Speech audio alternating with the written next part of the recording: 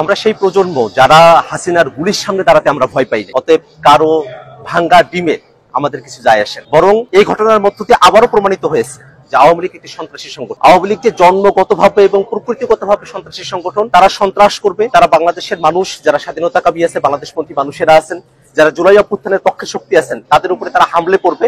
এটাতে আমরা আর অবাক হই না। বরং আমরা মনে করি যে অন্তর্বর্তীকালীন সরকার এই দীর্ঘ সময়ে 1 বছর জুড়ে আওয়ামী লীগকে বিচারের আওতায় নিয়ে আসার যে প্রক্রিয়া সরকারের শুরু করার কথা ছিল, সেটা খুব সামান্য অগ্রসর হয়েছে। আওয়ামী লীগের যেসব সন্ত্রাসীরা বাংলাদেশ থেকে পালিয়ে এসেছে, তারা বিদেশের বিভিন্ন জায়গায় তারা এখনো সন্ত্রাসের শক করছে। আমরা অন্তর্বর্তীকালীন সরকারের কাছে আহ্বান রাখবো, যারা দেশে এবং দেশের বাইরে আওয়ামী লীগ এবং তাদের দোসররা সন্ত্রাসের শক করছে, তাদেরকে অতি দ্রুত বাংলাদেশে ফিরিয়ে নিয়ে গিয়ে তাদেরকে বিচারের আওতায় নিয়ে আসা হবে। এবং আমরা একটা কথা বারবার স্পষ্ট করে বলি, আজকে আমরা যখন নিউ ইয়র্কে এয়ারপোর্টে আমরা নেমেছি, আমরা দেখেছি আওয়ামী লীগের সন্ত্রাসীরা তারা যখন হুঙ্কার দিয়ে আসছিল, তারা যখন নানা অশ্রাব্য গালিগালাজ করছিল। আপনারা জানেন যে আমাদের যুগ্ম সদস্য সচিব তাসিম জারা আপু, তিনি আমাদের সঙ্গে এসেছেন, তাকে উদ্দেশ্য করে নানা ধরনের অশ্রাব্য গালিগালাজ করা হয়েছে, আমাদের উদ্দেশ্য করে অশ্রাব্য গালিগালাজ করা হয়েছে।